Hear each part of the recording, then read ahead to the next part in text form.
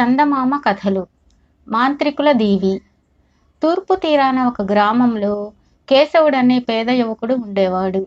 వాడు ద్వీపాంతరాలకు వెళ్ళి డబ్బు సంపాదించుకుందామని ఒక వర్తకపు ఓడలో బయలుదేరాడు. ఆ ఓడ సముద్రం మీద కొద్ది రోజులు ప్రయాణం చేశాక ఒక భయంకరమైన ఉప్పెన వచ్చింది. ఓడ మునిగిపోయింది. మిగిలిన ప్రయాణికులు ఏమయ్యారో తెలియలేదు. కేశవుణ్ణి మాత్రం ఉప్పెన కెరటాలు ఒక దీవి మీదకు తెచ్చి పడేశాయి. ఆ దీవిలో ఒక మనిషి గాని, ఒక పక్షి గాని, ఒక జంతువు గాని లేదు. ఎక్కడ చూసినా కొబ్బరి చెట్లే ఉన్నాయి. వాటి నిండా కాయలున్నాయి. ఆ కాయలు కోసుకొని తిని పొట్ట పోసుకోవడం తప్ప కేశవుడికి మరొక మార్గం కనిపించలేదు. అందుచేత వాడు ఒక కొబ్బరి చెట్టు ఎక్కాడు. అప్పుడు వాడికి ఒక అద్భుతం కనబడింది. ఒక పెద్ద అడవి పంది గాలిలో తేలుతూ ఆ దీవికేసి వస్తున్నది.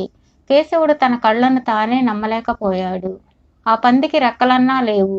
అది గాలిలో తేలుతూ వచ్చి దీవి మీద వాలి ఎండ పొదలో పడుకొని పెద్దగా గురక పెడుతూ నిద్రపోసాగింది. కేశవుడు చెట్టు నుంచి దిగి వచ్చి ఆ పందిని పరీక్షించాడు. అది మామూలు పందిలాగే ఉన్నది. అయితే దాని నోట బలమైన కూరలున్నాయి. ఆ పంది పక్కనే చాలా పెద్ద వజ్రం ఒకటి ఉన్నది. ఆ వజ్రాన్ని ఆ పందే నోట కరుచుకొని తెచ్చి ఉండాలి. కేశవుడు ఆ వజ్రాన్ని ఎత్తి పరీక్షించాడు. అంత పెద్ద వజ్రాన్ని వాడెన్నడూ చూడలేదు. ఈ దీవి నుంచి వెళ్ళిపోగలిగితే నా దరిద్రం తీరడానికి ఈ ఒక్క వజ్రం చాలు అనుకున్నాడు కేశవుడు. అంతలో ఆ పంది గురక పెట్టడం మాని నిద్రలేచే లక్షణాలు ప్రదర్శించింది. అయ్యో, ఈ పంది నన్ను చంపేస్తుంది కాబోలు. చెట్టు మీదనే ఉండిపోతే ఎంత బాగుండేది అనుకున్నాడు వాడు. ఈ మాట మనసులో అనుకోవడమే తడవుగా కేశవుడు గాలిలో లేచి కొబ్బరి చెట్టు మట్టల మధ్య వాలాడు. ఈ వజ్రంలో ఏదో మహిమ ఉన్నది. ఇది పట్టుకొని ఏది కోరుకుంటే అది జరుగుతుంది. దీని మహిమ వల్లనే పంది గాలిలో తేలుతూ వచ్చింది అనుకున్నాడు కేశవుడు. ఈ లోపల పంది లేవనే లేచింది. అది కేశవుణ్ణి చెట్టు కిందకు వచ్చి తల ఎత్తి చూసింది. కేశవుడు చేతిలోని వజ్రం దానికి కనిపించింది. వెంటనే అది భయంకరంగా గర్జించింది. కేశవుడు ఒక బరువైన కొబ్బరికాయ కోసి బలం కొద్దీ పంది ముట్ట మీద విసిరాడు. ఆ దెబ్బకు పంది మూర్ఛపోయింది. అదే సమయం అనుకుని కేశవుడు వజ్రం సహాయంతో కిందకి దిగి వచ్చి పెద్ద రాయితో పంది తల చితక్కొట్టి దాన్ని చంపేశాడు. ఆ పంది ఒక మాంత్రికుడు. వాడికి పంది రూపంలో గాలిలో తిరగడం చాలా సరదా. కేశవుడు తనకు తెలియకుండానే ఒక మాంత్రికుణ్ణి చంపేసి వాడి శక్తులకు మూలమైన వజ్రాన్ని సంపాదించుకున్నాడు. ఆ దీవిలో ఇంకా ఇతర మాంత్రికులున్నారు. ఆ సంగతి కూడా వాడికి తెలియదు. అయితే కోరినది ఇవ్వగల వజ్రం చేతికి రావడంతో కేశవుడి భయాలన్నీ తీరిపోయాయి. వాడికి ఆ దీవి అంతా తిరిగి చూడాలనిపించింది. వాడు కూడా గాలిలో తేలుతూ దీవి లోపల భాగం కేసి బయలుదేరాడు. దూరాన వాడికి పొగ కనిపించింది. అక్కడ ఎవరో ఉన్నారు. వాళ్ళని చూద్దామని కేశవుడు అటుగా వెళ్ళాడు. అక్కడ ఒక గుడిసె ఉన్నది. దాని ముందు కాళ్ళు లేని వాడొకడు కూర్చొని నిప్పుల్లో మేకపిల్లను కాలుస్తున్నాడు.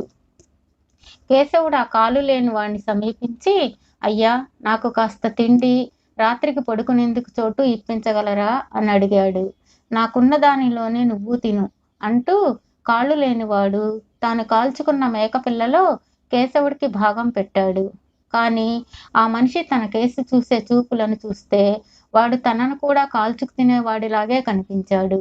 తిండి తినడం అయ్యాక ఆ మనిషి కేశవుణ్ణి నువ్విక్కడికి ఎలా వచ్చావు అని అడిగాడు.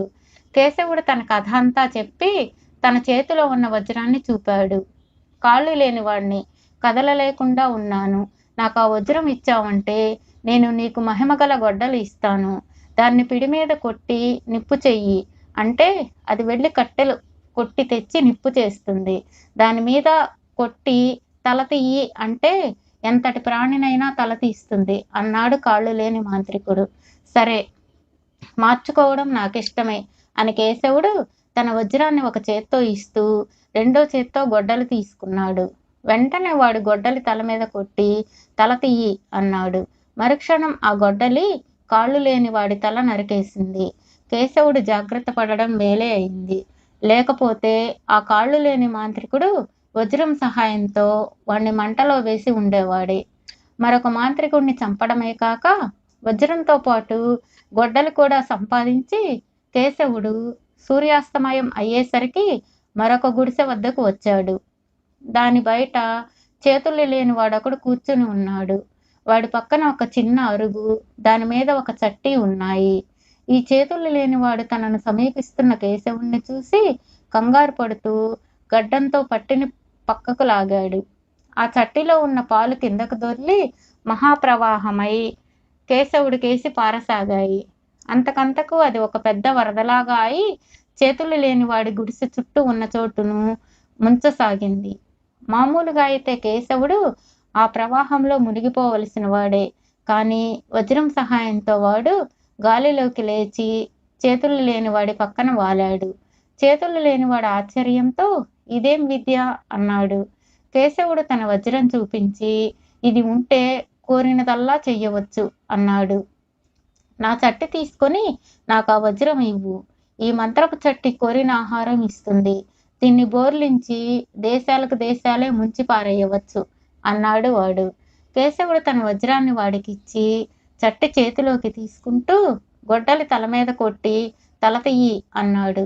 మరుక్షణం చేతులు లేనివాడు తల పడిపోయింది.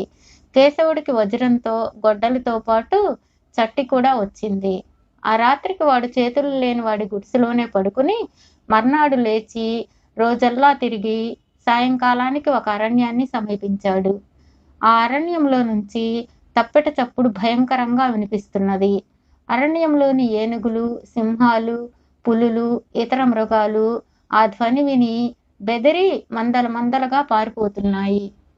చప్పుడు కొంతసేపటికి ఆగిపోయింది. కేశవుడు ఆ దిక్కుగా వెళ్ళాడు. చెట్ల మధ్య ఖాళీ స్థలంలో ఒక రాక్షసాకారుడు కూర్చుని ఉన్నాడు.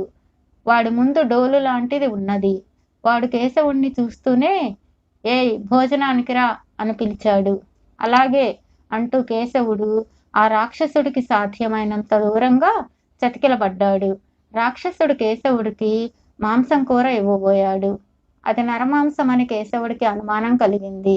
నేను శాకాహారిని, మాంసం తినను అంటూ వాడు తన చట్టి నుంచి ఆహారం తినసాగాడు. అదేం చట్టి అని రాక్షసుడు అడిగాడు. అందులో ఏది కావాలంటే ఆ ఆహారం దొరుకుతుంది అన్నాడు కేశవుడు. ఆ చట్టి నాకిచ్చి నా డోలు తీసుకో. ఇది మంత్రపు డోలు. దీన్ని ఒక పక్క వాయిస్తే ఎలాంటి ప్రాణులైనా భయపడి పారిపోతాయి. రెండో పక్క వాయిస్తే అంతులేని సేనలు పుట్టుకొచ్చి నేను రక్షిస్తాయి అన్నాడు రాక్షసుడు. సరే అంటూ కేశవుడు రాక్షసుడికి చట్టి ఇచ్చి డోలు తీసుకుని తన గొడ్డలితో రాక్షసుడి తల నరికేశాడు. వజ్రము, గొడ్డలి, చట్టి, డోలు సంపాదించుకున్న కేశవుడు చాలా దేశాలు తిరిగి ఒక రాజ్యం చేరాడు. ఆ దేశపు రాజు ఒట్టి పాపాత్ముడు. అతడు తన ప్రజలనే దోచి చంపించేవాడు. దేశానికి కొత్తవాడు ఎవడు వచ్చినా పట్టి తెప్పించేవాడు. కేశవులు ఆ దేశంలో అడుగు పెట్టగానే 12 మంది భటులు అతన్ని పట్టుకోవడానికి వచ్చారు. కేశవుడు డోలు ఒక పక్క వాయించేసరికి వాళ్ళు బెదిరి పారిపోయారు. ఇది తెలిసి రాజు కేశవుడిపైకి సైనికులను పంపాడు. కేశవుడు మళ్ళీ డోలు వాయించి వాళ్లను కూడా పారద్రోలాడు. ఈసారి రాజు తన సైన్యాన్ని మొత్తంగా పంపాడు. కేశవుడు తన చట్టి బోర్లించి వరదలు పుట్టించాడు. సైన్యమంతా ఆ వరదలో పడి కొట్టుకుపోయింది. రాజు ఒంటరి వాడైపోయాడు. కేశవుడు రాజున్న చోటుకు వెళ్ళి తన గొడ్డలి తలను తట్టి తల తీయి అన్నాడు. రాజు తల ఎగిరిపోయింది. ప్రజలు సంతోషించి కేశవుడికి రాజ్యాభిషేకం చేశారు. మన దేశానికి సైన్యం లేకుండా పోయింది ఎలా అన్నారు మంత్రులు కేశవుడితో. కేశవులు డోలు రెండో పక్క కొట్టి అంతులోని సేనలను సృష్టించాడు. మంత్రులు సంతోషించారు. అంత సేనను అంత సులభంగా సృష్టించే రాజుండగా తమ దేశానికి శత్రుభయం ఉండదని వాళ్ళు గ్రహించారు.